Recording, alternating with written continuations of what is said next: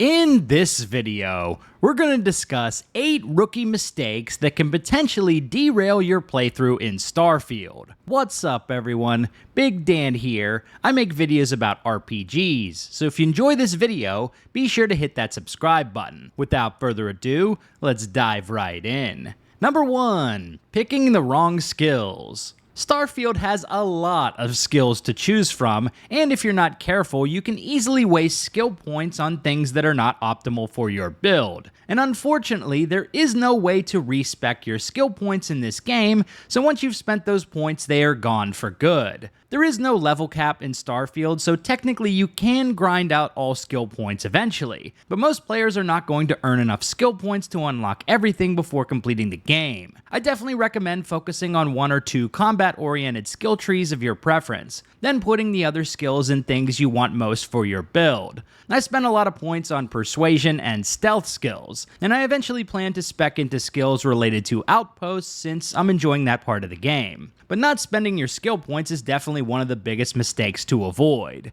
And speaking of big mistakes, you'll regret it if you miss out on the latest update from today's sponsor, Raid Shadow Legends. Professor Death Knight will bring us up to speed on the brand new live PvP arena game mode. Professor Death Knight here with a lesson about Live Arena, the new PvP mode where you can fight against other players in real time. Live Arena has a draft feature where you can pick and ban champions to fight for you.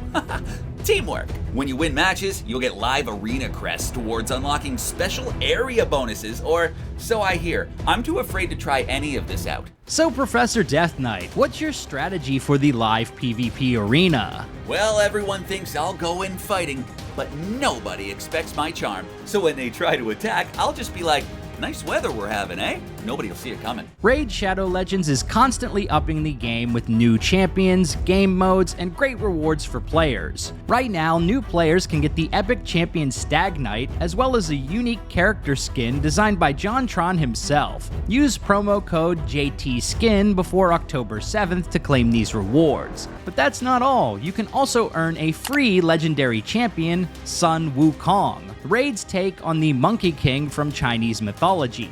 Just log on for 7 different days between now and October 23rd to get your hands on this powerful champion. And if you haven't started playing Raid Shadow Legends yet, click on the link in the description or scan the QR code to claim even more insane bonuses. We're talking a free epic champion Talia, 200,000 silver, 4 energy refills, 1 epic skill tone, and 1 XP booster. So click on the link in the description to download Raid Shadow Legends and start playing today. Number 2. Neglecting Outposts. If you are a fan of settlement building in Fallout 4, then you're going to enjoy Outpost management. And the best part is you won't have Preston Garvey running around telling you another outpost needs your help. To get started, you can land on a habitable planet, open your hand scanner, and press the button to place an outpost beacon. Here are a few things I recommend building to get your outpost up and running. You'll need to build a crew station to be able to assign crew members to work at your outposts.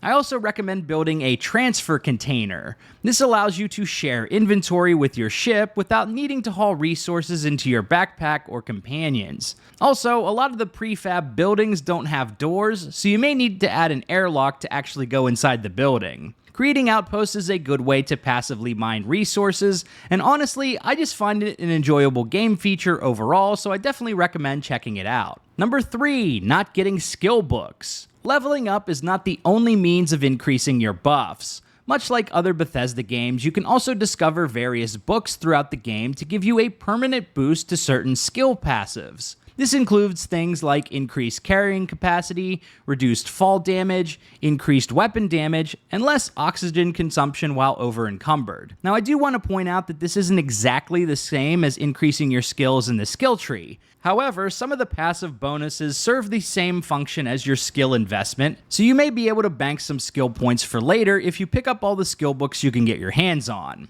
If you Google Starfield skill books, you can find guides on where to locate all the books, or at least all the ones people have found so far. So definitely keep an eye out for these free upgrades scattered throughout the galaxy. Number 4. Rushing through the main story. I've seen some videos and articles recommending that players rush through the main story to get to New Game Plus, and honestly, I think this is terrible advice. There is a lot of side content in this game, and I think you're really missing out if you just barrel through the main story. Starfield has a ton of content, and some of the best stories in this game can be found in side quests, particularly faction quests like the Freestar Rangers and the Crimson Fleet. And that's not to mention open-ended exploration, outpost building, and other stuff you can do throughout the game worlds. Obviously, you can and should play the game however you want, but you'll be missing out on a lot of the experience if you're just focused on grinding through the MSQ as fast as possible. I do recommend doing the first few story missions until you've recruited all the mainline companions,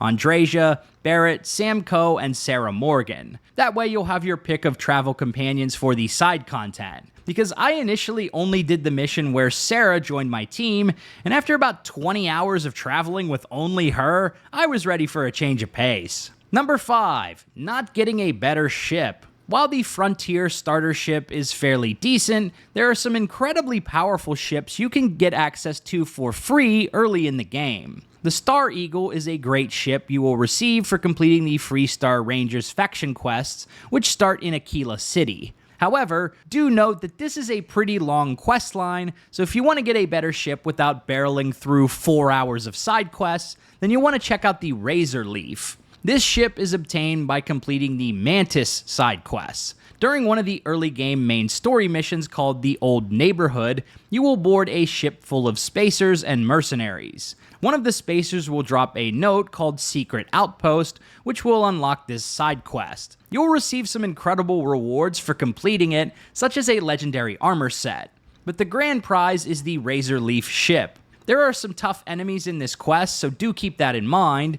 Be sure to stock up on ammo and grenades before tackling it, and you should be fine. Number 6, spending too much money on crew. When you reach New Atlantis, you may be tempted to hire on some crew members for your ship, or even get a head start on acquiring workers for your outposts. But don't get too excited to open that wallet just yet, because you may be able to save a lot of credits. If you wait just a little bit longer, you'll have an opportunity to recruit some crew members completely free during the main story. While completing the main story quests where you return to Vectera, you'll have a chance to recruit Lynn and Heller, the two NPCs you entered the mine with at the beginning of the game. And unlike all the crew members hanging out in bars throughout the settled systems, you won't have to pay them anything. Also, if you invest some skill points into persuasion, you can haggle with prospective crew members and significantly reduce the cost of hiring them. So just a little tip to stretch your credits a bit farther. Number 7, not getting arrested. In most games, you'll want to stay on the right side of the law, but if you're always towing the line in Starfield, you'll miss out on one of the most interesting side quest chains in the game. After your first arrest, you'll be tasked with infiltrating the Crimson Fleet on behalf of the United Colonies System Defense.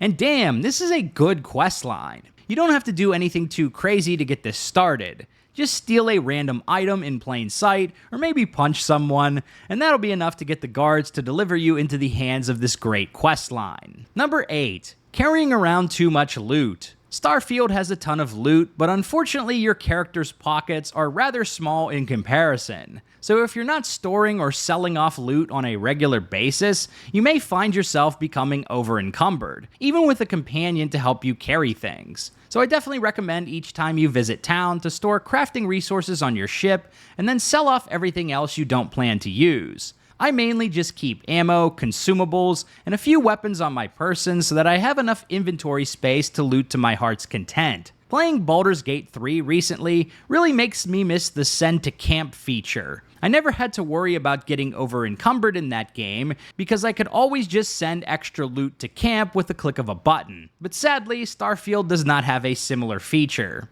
So there you have it. 8 mistakes that can really bog down your playthrough in Starfield. Do you have any tips for a better experience in Starfield that I may have missed? Let me know in the comments below. If you liked this video, be sure to subscribe to Big Dan Gaming for more Starfield and RPG videos. Also, be sure to check out Raid Shadow Legends by using my link in the description. Big shout out to all the channel members for supporting my content. Until next time, this has been Big Dan. I should go.